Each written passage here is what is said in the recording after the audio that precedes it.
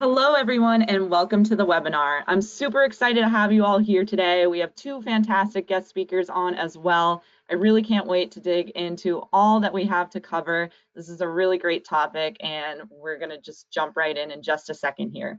But while we give folks just another minute or two to join and hop on, I always want to make sure that you're all able to use the question box feature in GoToWebinar. So one thing that I like to do to just warm folks up is if you could just type into that question box and I'll see your answers on where you're calling in from today. I love to see where everyone is calling in from. It's a really great way to get us started. One beautiful thing about these webinars is that it can connect all different types of folks from different parts of the world for one great broadcast. So if everyone could just type into that question box here, where you're calling in from, I'll call out some of the answers here as we give folks a second to join. For example, I'm from Boston, Massachusetts. I love it here. And let's see if there's any other folks from around here on there. Tons of answers already flowing in here in the question box. So we have Jeff from North Carolina. Welcome, Jeff. Sherry from Las Vegas. Welcome. Nicole from NYC.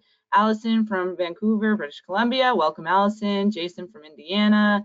Derek from Lancaster, Pennsylvania. We have Olivia from NYC. We have John from Memphis, Tennessee. Vicky from Houston, Texas. Kimberly from Shreveport, Louisiana. Welcome, Kimberly.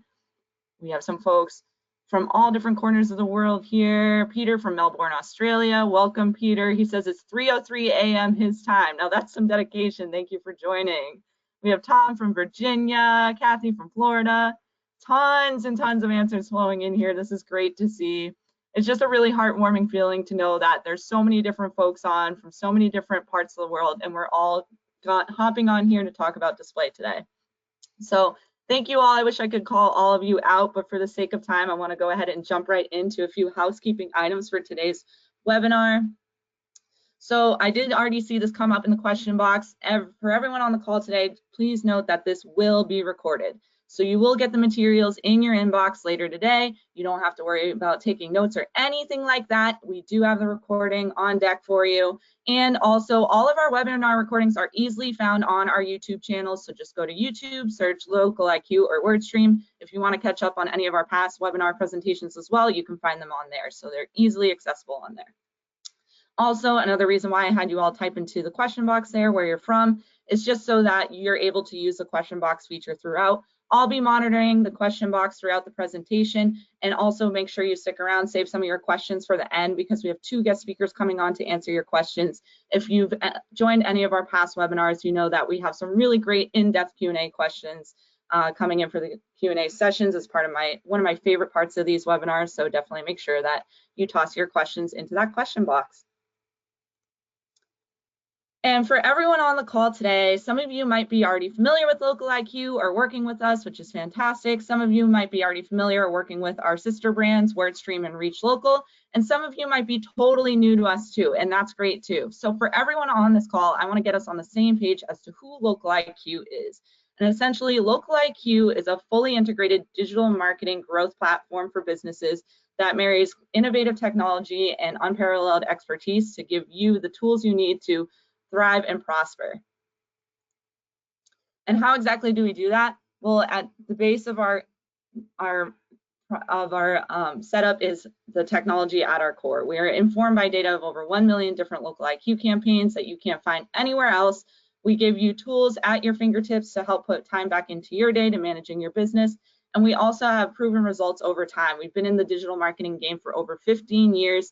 And which is pretty crazy to think about, because if you think about the age of digital marketing, it's actually not much older than that. So we've really been through it all, seen all of the different platform and landscape changes, and we can use that expertise to apply what you need to help your business grow today.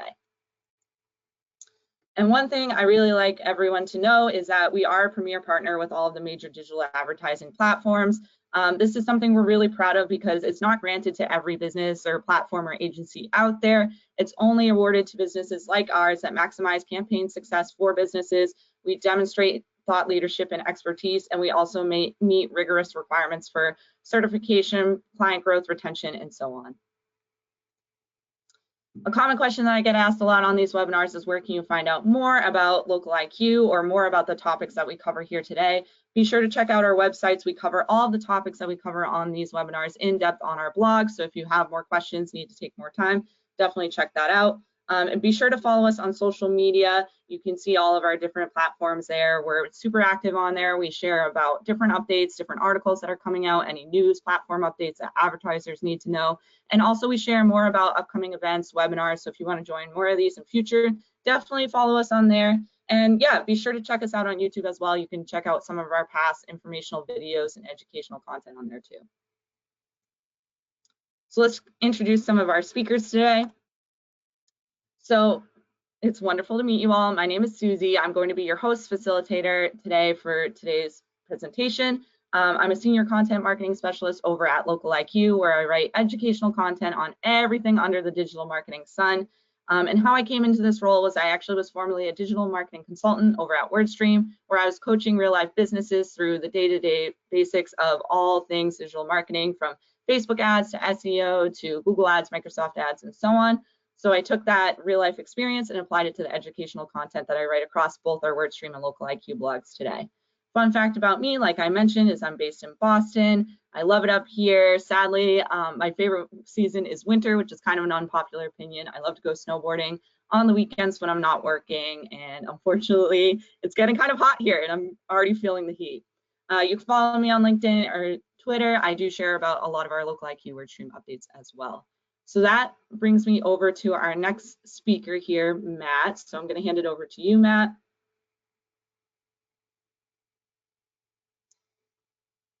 Yeah, hi everybody. Hey. Appreciate being here. My name is Matt Christensen. I've been working with Local IQ for many years, and my company that I work with is called Simplify. I'm a senior manager of strategic partner development, which means basically I handle a little bit of sales with a few very large organizations, and then I also work within data development, product engineering, data science, and things like that. So I kind of operate in both worlds. Been with the company for over 10 years, and I ran the numbers this morning, and I think I've overseen north of 500 million in programmatic retail ad spend since I've been in this space. So it's been a really fun journey, constant evolution, and I'm just very thrilled to be here. Thank you, Susie. Great, thanks, Matt. And before we move on, we do have one more speaker that I want to mention. We have Mike here sitting in. He's an expert from our side over on Local IQ. Mike, do you want to just give a quick intro as to who you are? He'll be here for the Q&A portion of the presentation. Oh, Mike, I think you're on mute. Of course I'm on mute. Okay. Thanks everyone for taking the time. So I'm Michael Chase. I'm the Senior Director of Product Management at Local IQ for our display and email-based digital advertising products. And so I've been with the organization for about 15 years in August, which is crazy. And I've been working with Matt for quite some time and with Simplify. And so I basically work to build, design, iterate our display advertising products, and also overlay our optimization technology, and so work to get all the lyrics out to all the different teams and kind of manage the global business. Amazing. Thank you, Mike, and thank you, Matt. It's really a great opportunity for all of us here today, myself included, to hear from both of you. You're both experts at display. So for everyone on the call, if you have questions about display, these are the two guys that you can definitely throw those questions at. So super excited to hear from both of you throughout the presentation in the Q&A. Thank you both. All right, so if you've attended any of our past webinars, you know I love to keep people on their toes. So I'm going to warm you all up with a quick pop quiz. So type into that question box. I want to hear, what has your experience been with advertising with search or display ads, or maybe both in combination? Some folks on the call might be totally new, maybe never tried search or never tried display.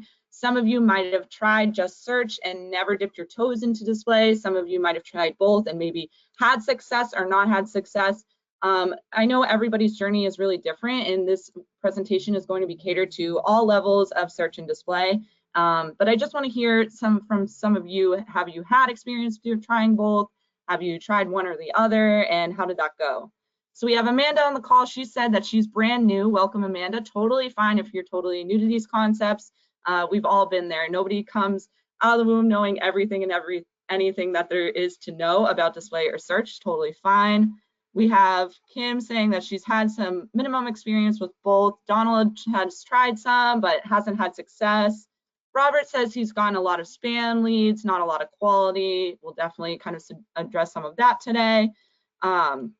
Let's see. So, some folks are saying that they've just tried search ads. Andrew here says he's just starting in search ads for the last couple of months, hasn't dipped his toes into display yet. This is a perfect presentation for you in that case. Barry, on the other hand, has years of experience with both. Welcome, Barry. Happy to have you here. Denise is trying a few different tactics with search and display. She's not sure which might work better yet. Totally understandable. Let's see. Some folks have just been trying a little bit of both. Shane said that he's experimenting, has extensive search experience, but minimal display experience. And that tends to be the case, right? I think some folks, end up dipping their toes into one or the other, or might be totally new, but it can be kind of tough to take the plunge into trying both at the same time and really understanding how that's going to benefit your business. So we'll talk about both of those today. Thank you all for participating in that. I wish I could call out all of your answers, but super interesting. Thank you for that. So a quick run through of what we're going to talk about. We're going to talk about some of the major changes within display, what you need to know about what is display, how you can use it for your business, how it can benefit your search campaigns, and more. So for everyone on this call, let's just get on the same page as what we're talking about when we're talking about display.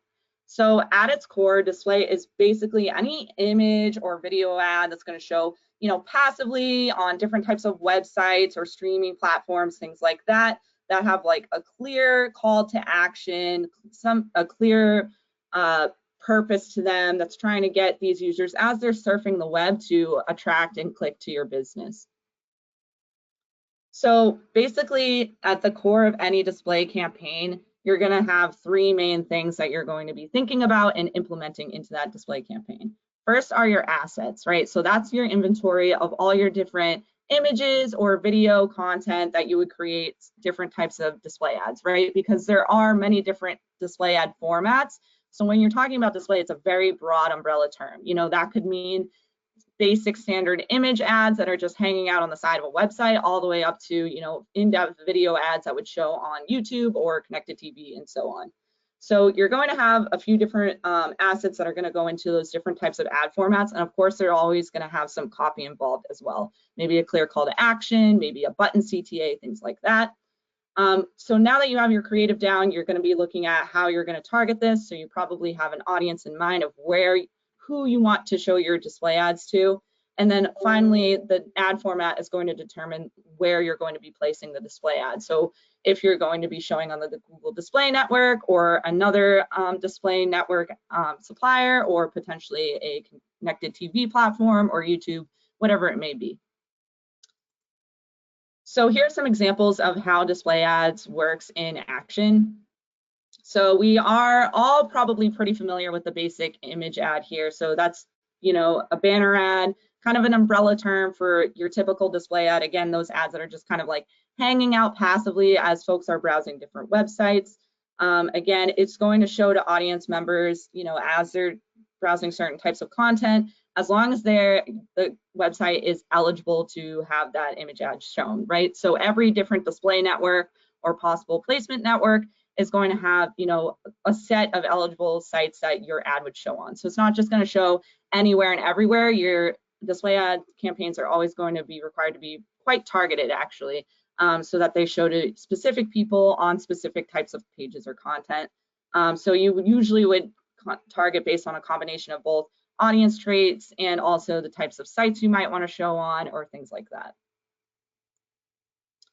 So another example of display ads is a little bit more in depth, where you're creating a full-on video ad. Now, banner ads could also include some animations or videos too, but when you're going to do a lengthier video ad or a video ad of a certain time length and targeted to a certain audience, you might find that you're doing an OTT or a connected TV ad. Now, these are two different types of ads, but basically the OTT ads are going to over-the-top streaming services, and then connected TV is certain devices within that you could also show your display ads on. So this would all be video-based ads that you would see like as you're watching on, you know, Hulu or something like that.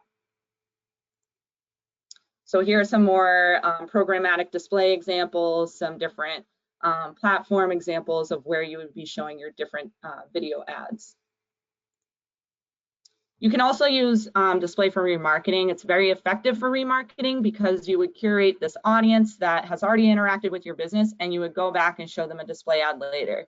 So this can be really effective because let's say somebody is first finding out about your ad, you know, maybe just through a top of funnel display ad, and then maybe they're clicking to your site, but since it's such a top of funnel offer, they're not going to convert right away. So you already have these website visitors in your back pocket that you know have already interacted with your business. So how do you catch them again without, you know, triggering, you know, maybe another search or something like that? So you would go back and show them an ad passively again as they're browsing different sites so that later they see it and then they come back to your website, click, and then convert. This can also be known as retargeting. The terms are used interchangeably. Another really popular tactic for display is geofencing. So this is a really great example of geofencing here on the bottom left from Simplify, where you would basically be targeting within a specific area or geographic location. So as users enter that, you would have that display ad show basically. So it can be a really, really highly effective way to attract your audience as they're at the right place at the right time, quite literally. So why is display important? Why would you want to do this? Why can't you just kind of pull those same types of leads from your search campaigns or from other marketing channels? Well, first and foremost, it increases brand awareness because we found that display does tend to yield a much higher rate of impressions than like a search campaign or something like that, because again, it's kind of just showing passively as folks are already browsing the web. So you're not just waiting around for somebody to actually type into Google to find your business. They're already online and they're already seeing your ad just as they're browsing. So it can be really, really great for brand awareness. And in fact, there's a high rate of people that are going to click on search results from brands that they're already familiar with. So if you establish that familiarity through your display ads, it can be really helpful. And we have our SVP of marketing here, April, who has given a really good quote on the impact that brand awareness has, and we know it firsthand. So this is an example of a display ad from our own branding campaign, and we just went through a brand reconstruction, and this is just a great way to establish your branding for your business. And it also is going to boost the effectiveness of your other marketing strategies. So after somebody sees a display ad, you're going to see a lift in the conversion rates from your search ads. So that's super important. In fact, consumers are 155% more likely to look up your brand specific terms after they've been exposed to a display ad. So for all the folks on the call that are bidding on keywords that are their brand names and it's kind of low volume, they're not really getting a lot of searches or clicks, display can really help with that because display triggers branded searches. So if you don't have the brand awareness to get branded search clicks from your search ads, display is a great way to do that. And the reason why you want those types of clicks is because branded searches often tend to yield a lower cost per click. So that can be a really great way to just lower costs while also raising your brand awareness. And also consumers that see a display retargeting ad are 70% more likely to actually convert. So again, if you're going to leverage display for retargeting or remarketing, you're going to see a higher likelihood of getting folks to actually convert. And even if it's not necessarily a branded search, people are going to be searching for your business, for your products, and what you offer after they see your display ad because you're kind of planting that seed in their head. So another reason why you want to use display is it's no secret to any of us on the call. I don't think that the buyer's journey is drastically changing, you know, in the light of the pandemic and everything else, all these different economic factors, all these different devices that are becoming more and more prominent in our households. People are online and surfing the web and using their personal devices all day, every day, from their laptop to their desktop to their work computer to, their smartphones to their tablets for their kids to their, personal devices, their Google Homes, things like that, all the way up to their TVs where they're just streaming now rather just watching basic cable. So there's so many different possible touch points that your business could have with your target audience. So display can really help you narrow in to all those different touch points by, again, combating the ever-changing sales journey. It's not just cut and dry like we see on the left with the, somebody thinking about a business and then they might just go to Google search and then click on a business and then they make their buying decision. It's not quite like that anymore. People are much more thoughtful about the purchases they're making. There's much higher competition. So the more that you can get your business in front of your audience's eyes, the better, and display helps with that. So I'm going to hand it over to Matt to talk about some of the growth as well. So not only do you want to just do all of these different tactics to help benefit your own business, but odds are your competitors are likely investing into display as well. Matt? Yeah, thanks, Susie. I pulled a couple of these stats just kind of out of an interest of, normally we often get a question like, hey, what advertising category or vertical is buying more display, or are they buying more video, or are they buying more CTV? And so one of the things that I like to do is really just kind of look at two time ranges over time. And in this case, we're looking at year-to-date 2023 versus year-to-date 2022. And when you kind of look at this, what this is basically representing is in the home and garden collection of advertisers. So that could be Home Depot, Ace. It could be someone that owns a lawn service that uses some marketing efforts. It could be somebody that is doing, deck jobs and pavers or things like that. But anything that kind of falls within home and garden.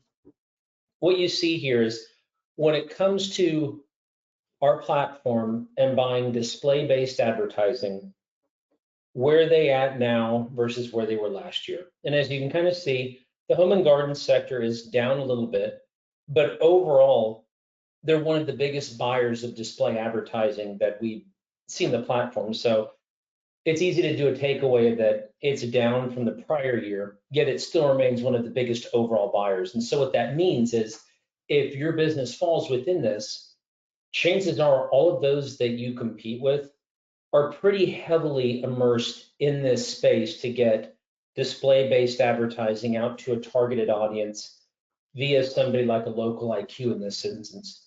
When you look at education and training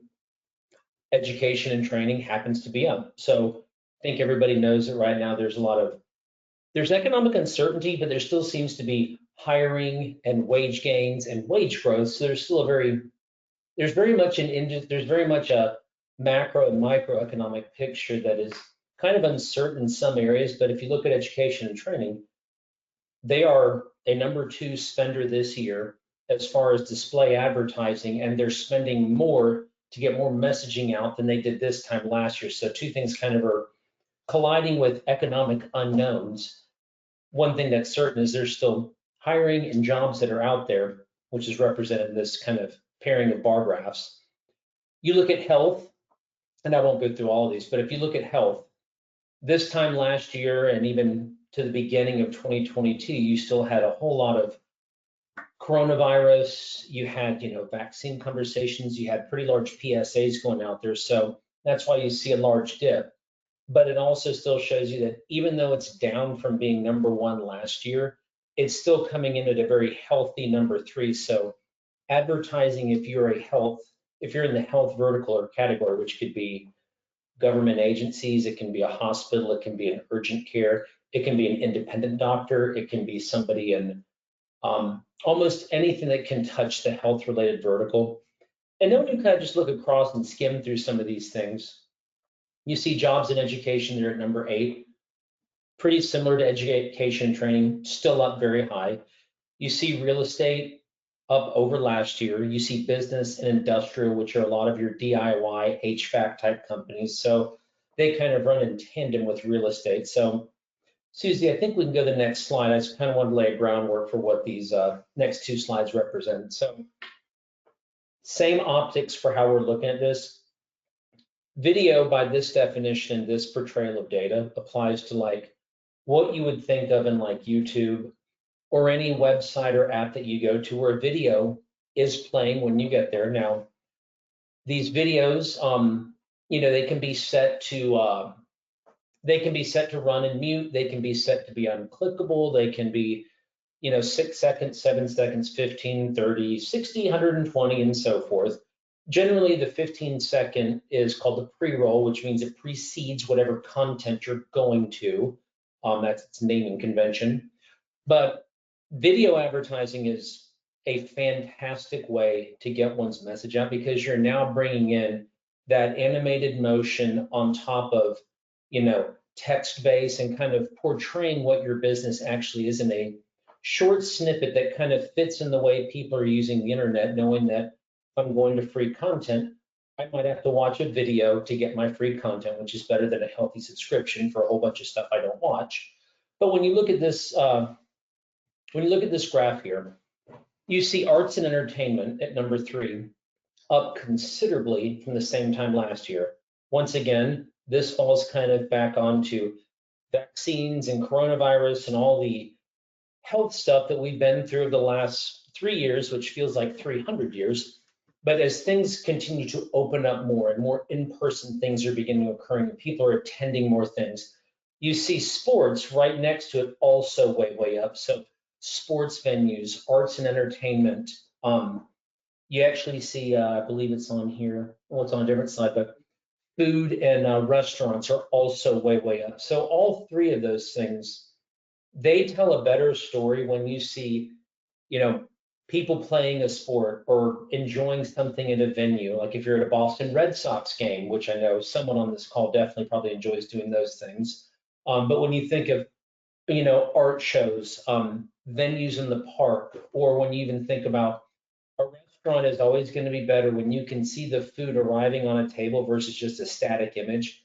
The static image is great, but if you have the ability to take that 6 second, 7 second, 15 second, just to get some animation to your business, that's going to stay in someone's brain a little bit longer. And then coupled with that messaging is going to probably boost your branded search terms. Looking across all these though, jobs and education, also way up again. Education and training, way up. Home and garden down, still at number 2. So it's pretty interesting when you see this. You see health having dropped dramatically, but a lot of that is pretty massive PSA related advertising and vaccine related information. So Susie, you can go to the next one. And the next one is CTV. So that same video asset, but delivered into a streaming service that I think we're all growing with and becoming very familiar with. So this is probably one of the biggest and fastest growing avenues for advertising that probably exists not only in the United States, but in the world. And so what you're looking on this one is, interestingly, health was down in display, it was down in video. It's almost up double though in CTV advertising. So I haven't totally correlated that piece, but nonetheless, it's very fascinating. Education training, just like the others, way up over where it was last year. Home and garden down. So CTV does have a higher, not necessarily a budget minimum, but the CPMs are higher than the ad types that preceded it.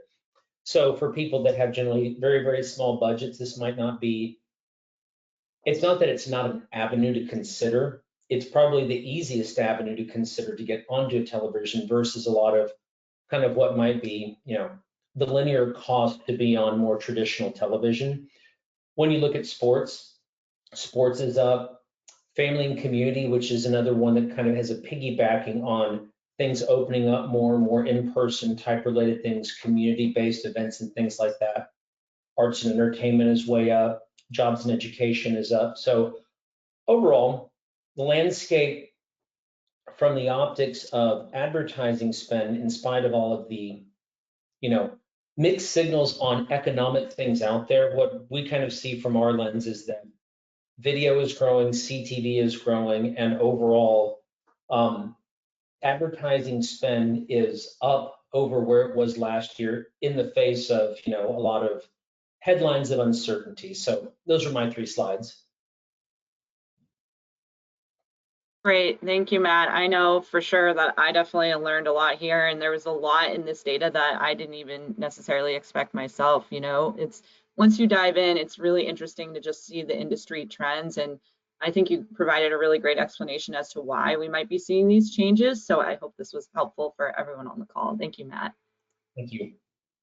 Great. So now that you kind of know maybe what your competitors or other businesses in your industry might be doing for display, and what display exactly is, how it can benefit your business, let's talk about maybe some of the pain points that display can really help you solve. So why should you specifically for your business do this strategy?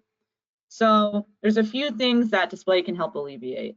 So use display maybe when you don't see the performance that you want from your search campaigns. So again, kind of going back to that concept that I was talking about earlier where, let's say your traffic's kind of low, you're not getting the clicks that you want, you're not getting the quality clicks that you want. Display can really help with that. Maybe you're doing a shorter term sale. We know search is kind of a long-term game, so it can be hard to pick up speed on a search campaign right away. Display can definitely help with that as well. It can also help if you feel like, again, you're not really getting the quality searches from your search campaign. So if you're not really reaching the right audience yet, maybe you're not getting some low quality leads into your business from different channels. Display can really help with that because there's tons of different targeting options with display. I mean, there's so much that you can play around with and tweak to have a really customized campaign. Also, I did kind of allude to this earlier when I was talking about branded searches, but it can help you if you feel like you're seeing a higher cost per click on your digital advertising platforms overall. So for example, let's say you're seeing a super high CPC in search, display overall, regardless of your, the volume of your branded searches or not, at the end of the day, clicks from display campaigns are definitely cheaper. Display overall tends to see a lower cost per click. So if you feel like you're just having a high cost per click, that's throwing in some display campaigns in your strategy can lower your overall cost per click and also get you some cheaper clicks just directly from those campaigns. Another thing that a lot of folks forget is display can convey concepts that text ads can't. So if you have a product or an offering or service or something like that, that is kind of hard to convey, or you feel kind of tired out from your text ad copy, there's only so many different ways that you can say your offer, again and again. Try out a display or a video ad. They can convey concepts like providing a little bit more emotion, providing some images, providing some explanations, maybe even some customer testimonials, and so on and so on, that you can convey that just a plain old text ad can't. So I think it's a really, really great tactic in that way that I think a lot of people forget about. And then lastly, it can also add some emotion with that too, right? So again, you're conveying those emotional concepts that you might not necessarily be able to get across to your audience through a text ad. So, showing a person smiling, or, honing in on those brand colors that are super bright and happy, or totally the opposite if you're trying to target customer pain points or something like that, that can all be conveyed in a display ad really, really well. So this is how search and display kind of together can help maximize your overall advertising ROI. So we know that search and display work better when used in unison. And we know that because first and foremost, we've talked a lot already about how display ads can increase the effectiveness of your search ads, right? You're getting into the minds of your audience, even when they're not actively searching for you. So later, when they do want to search for you, you're top of mind. They also help you target people at multiple different touch points across their journey, like I had mentioned before. So when someone is on the SERP, your ad's there, your business is there, they're going to find you. When someone is browsing the web, your business is there, they're going to find you that way too. So regardless of which path your ideal customer decides to take, you're going to be there when you use both of these tactics together. And also, again, it can work wonders for retargeting. And I think also another thing with display is, let's say, for example, you don't have a ton of website traffic so far, and so your audience for remarketing is very small. So your remarketing results are actually going to be pretty slow because you don't have a huge pool of people or a huge audience to really go after for your remarketing campaigns. You can build that remarketing audience through your display campaigns, since they can show so much to a much larger audience because they're not restricted to waiting around for people to search. You can be showing those display ads, build up more of those website visitors over time through your display ads, and then again have a much bigger remarketing audience, and therefore, you know, over time get more results out of your remarketing campaigns for search or for display. And then also too, I think a lot of people forget that there are ways to track if somebody sees a display ad first and then later converts off your search ads. Those are called view through conversions, which I have a quick little chart here of how that would exactly work, and we help folks track that here at Local IQ. So basically, let's say somebody sees a display ad, but they don't, you know, convert right away, and then later they click on a search ad. Well, really the display ad is what triggered that search and what triggered that conversion in the first place. So view through conversions can help you see the efficacy of your display campaigns, even if you feel like you're not seeing conversions coming in directly from your display campaigns, right? Because since display tends to be a little bit more top of funnel, yes, we do see, you know, more clicks, more impressions, definitely more impressions overall, right? But you might not necessarily see the same conversion rates that you would see on search, right? Because search is so bottom of funnel, it's much higher intent, which is totally fine, but you can still get some more conversions from your search campaigns through the view through conversion tracking method with display. And then lastly, again, coupling together both of the strategies can help just lower your cost per click overall. You know, I really want you all to be thinking about your strategy and your platforms holistically, right? So if I think a lot of folks get hung up on like one specific campaign that has like a really high CPC, but if you add in, you know, a display campaign and that'll bring down your overall account average, then you'll still end up seeing kind of like the ROI, the CPCs that you want to see in the end. So I think that's another thing that I think folks can will want to take advantage of when using these two strategies together. So let's talk about how to make your display campaigns absolutely amazing, right? So at this point, you're probably like, all right, I'm ready to use display, or okay, I've been using display, like how do I make it better? I already saw some questions coming in about this too, about how to maximize your ROI on display. So let's talk about it. So first and foremost is to benchmark your progress and to know your metrics. I cannot stress how important reporting and tracking is for both of these tactics. So, you know, search can really help measure your cost per lead, and then display ads can measure your cost per thousands impressions or your CPM. And through that, you can understand, you know, what your click-through rate, your cost per click, and your overall just ROI is going to be. So really, again, just using different metrics to track all the way down to your business's bottom line. And for example, for our own proprietary data with our campaigns, we saw that year over year for display, the click-through rates have gone up and cost per click have gone down on display campaigns. So that's just one benefit that you would have from advertising through a Local IQ display campaign, is that you can actually take advantage of some lower cost per click and some higher click-through rates through our optimization and proprietary technology. So regardless, where would you find these metrics? How do you keep track of them? Well, first and foremost, you would find them in your reporting dashboards. So definitely, you know, check out, this is an example here of our own reporting dashboards that display advertisers with Local IQ have visibility into, so they can get directly, really quick, easy to read breakdowns on all of the important metrics for display and for search, and can compare that to search as well throughout their marketing dashboard.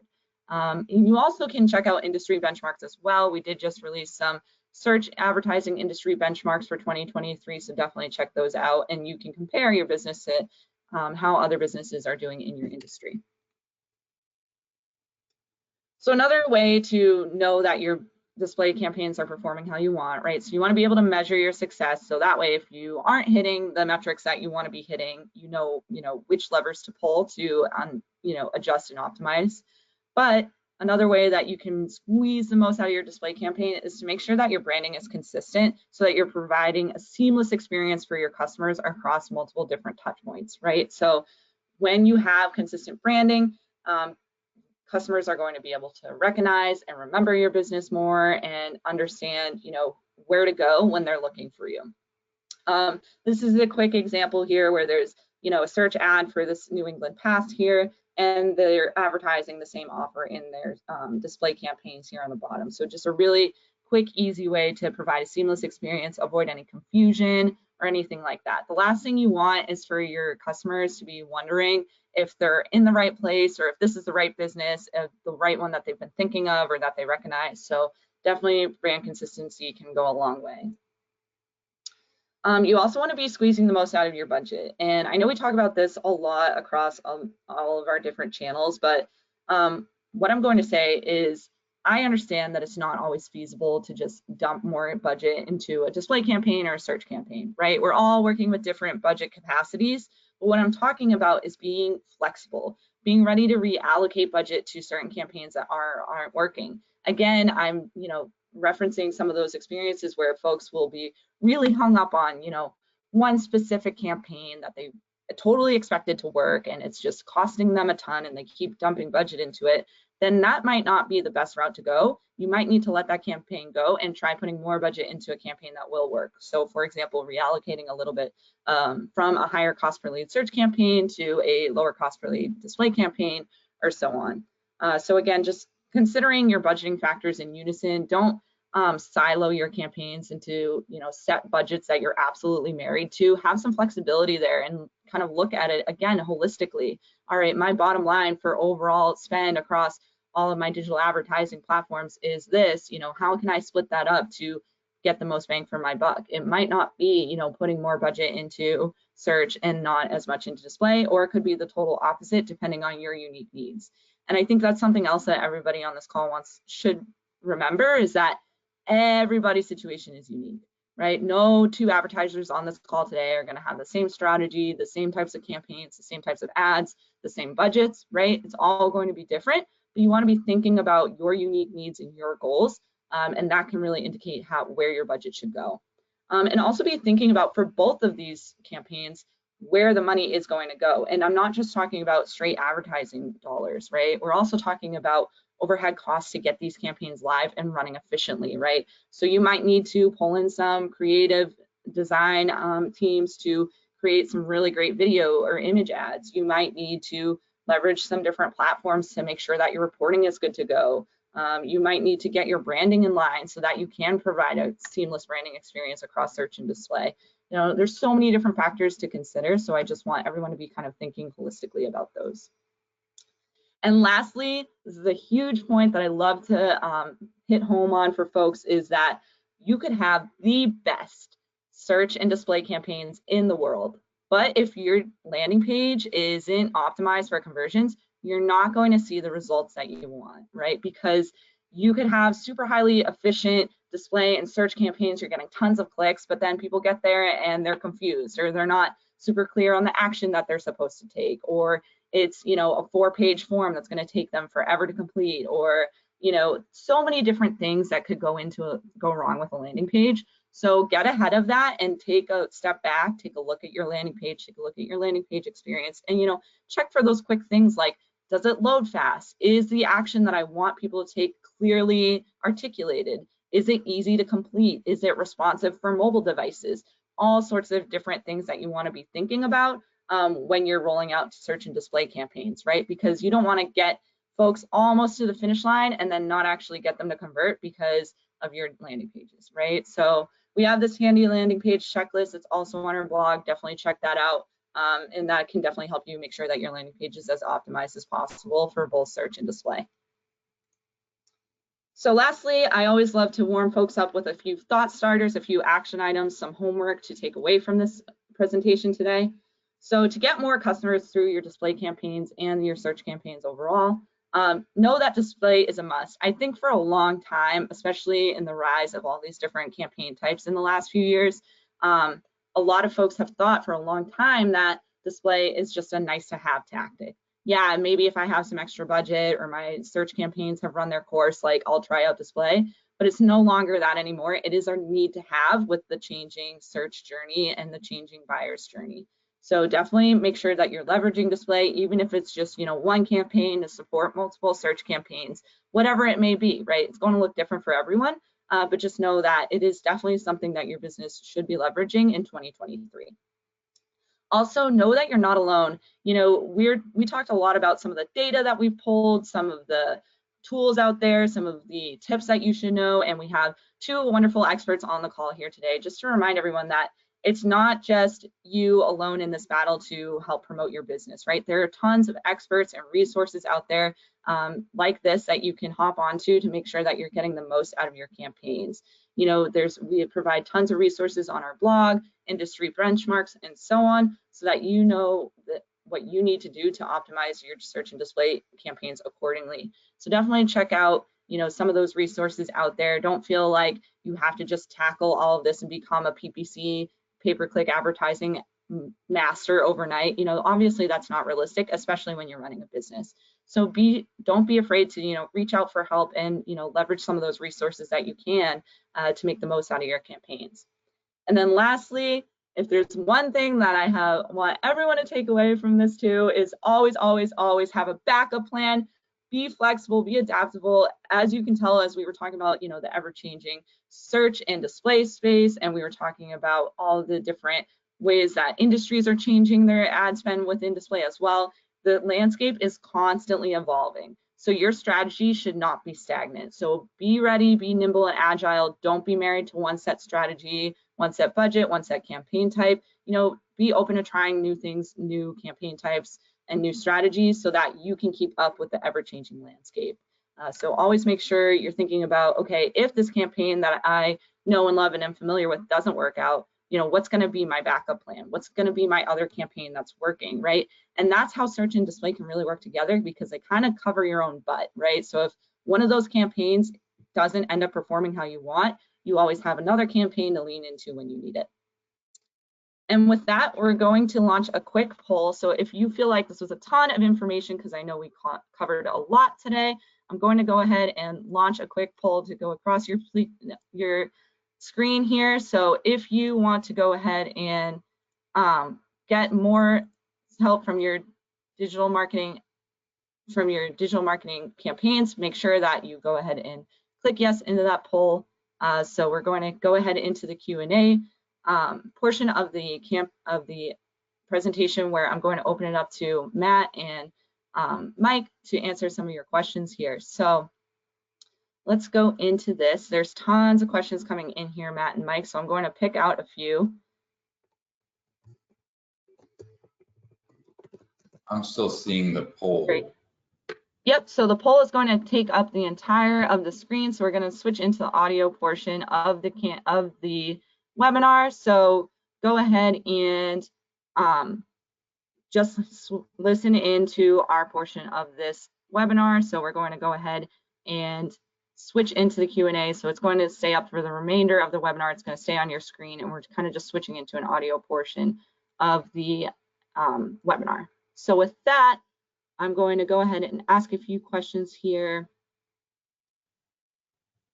So one thing that was coming in a lot, Matt and Mike, is, Matt, this question's more for you. Someone was asking, you know, let's see, I'm trying to find it here.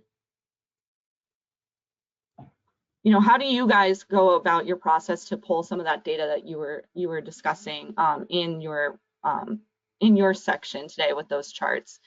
They wanted just a little bit more information on how that data is pulled. You know, do you all pull that annually? You know, where you might pull that information from as well.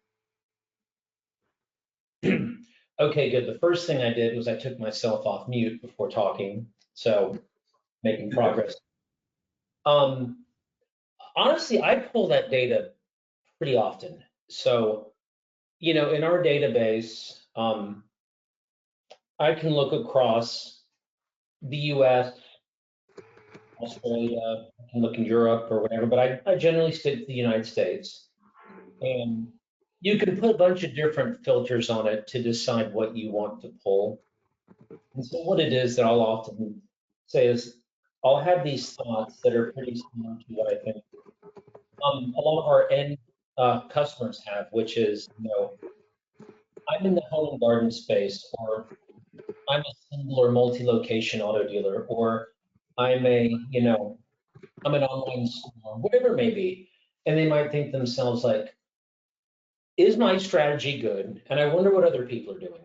And so I kind of always try to think about it through the lens of the end customer, the business owner, who's trying to think to themselves, I hear from all kinds of marketing reps. I read all kinds of trade journals. I also try to manage my business. I also have a family. I also have a life. There's all these buzzwords. There's all this stuff going on. Sometimes I just kind of want just kind of some high level big trends that I can kind of just gauge against. And so I take that outline to think to myself, who are the top 10 categories that are buying display year over year? And I'll look just predominantly in the United States. And so every campaign that we run, regardless of whether it's just display or video or whatever it may be, the advertiser type is kind of on our side as we build these campaigns. And so it's very easy to filter home and garden, jobs and education, auto, health, and I could even do subsets within that. But I just kind of run with these kind of broad themes, like who are the biggest buyers of video this year versus last year? Is CTV really growing like everybody says? And I'll just kind of look at a lot of these big year-over-year comparisons. Great. Thank you. Thank you for explaining that. I love that perspective, Matt. Thank you for that. Let's see. This could go for either of you, Matt or Mike. Some of the folks asked, what are the metrics? I know we talked about a few metrics in some of my sections, but what metrics would you all use to analyze the success of a display campaign? Like, which ones would you say are like the most important? And I know that's hard to answer, right? I would love to hear from you. Can I take that, Matt? Yeah, Mike, grab it. From my perspective, so, it's a great point. So first off, the main differentiating factor is going to be the inventory that you're running on. So one example is going to be for CTV, connected TV, which is the inventory that's running on the big screens in your living room. So the TV in your living room, that inventory is mostly not skippable. So you can't really click out of it. You can't close it out, and you can't click to the website either, right? So you're going to see a very low CTR. You're also going to see like 100% view through rate because they watch 100% of the video because it's a captive audience. They don't have a way to get out of it. So that's one example where CTR is literally the last thing you want to look at from CTV inventory.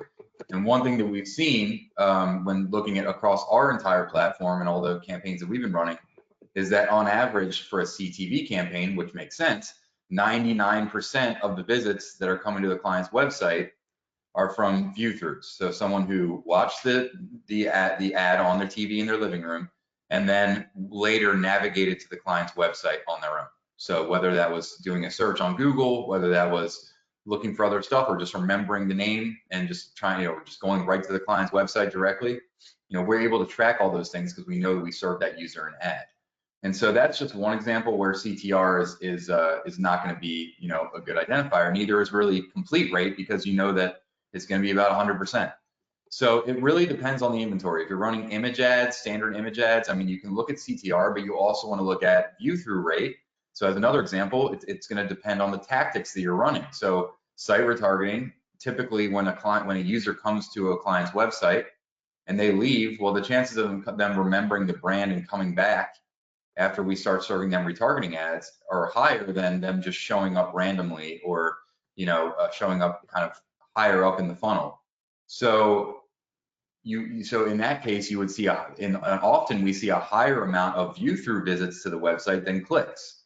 So one thing I would definitely want people to take away from this discussion is that CTR historically was like the main, metric that everyone looked at for display. Is it performing or not?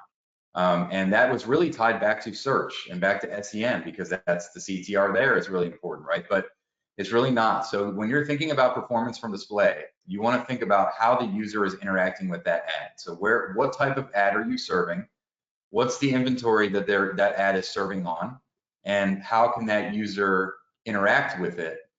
Based on how they can interact with it, that's going to tell you, kind of what metrics you want to look at as far as attribution and performance go. So hopefully that makes sense. I can get very long-winded, but I wanted to try to summarize all that. That makes perfect sense, Mike. Thank you for explaining that. Matt, do you have anything to add on how you might suggest, making sure, certain metrics are maximizing the performance or the outcomes of your display campaigns? Anything that would be stand out for how it's performing? Yeah, I'd probably echo similar to a lot of Mike's points. I mean, Yeah. if you think about it, like when I as a cut, because everyone on the call, not all of us are business owners, a lot of people are, but we're all customers, we're all consumers. And I usually try to think of how do I as a consumer kind of navigate on my own? And, if I don't know what I'm looking for by brand name, I start very broad and vague in a search. And I may get a search engine results page that gets me what I want. I might go to the next page, or I might just start kind of going from there because I don't totally know what I'm going for. Now, if I do know what I want, I might look by name, but just because I look by name doesn't mean I'm necessarily sold on that brand or that good or that service. And I think what Mike was saying that makes just a ton of sense is because search engine marketing preceded a lot of what display, image, video, and CTV are, it's natural to bring that CTR currency over as an analogous comparison of performance. And as much as people hate it, you really just can't. I mean, because you'll hear people all the time who will say, well, I do all kinds of searches, but I never click on ads. Well, you probably click on ads every here and there, but I don't think people don't click on display and video ads because of some aversion to it. I think it's because we're online at a high amount of time during the day. We see something, it resonates, but we're in the middle of doing something.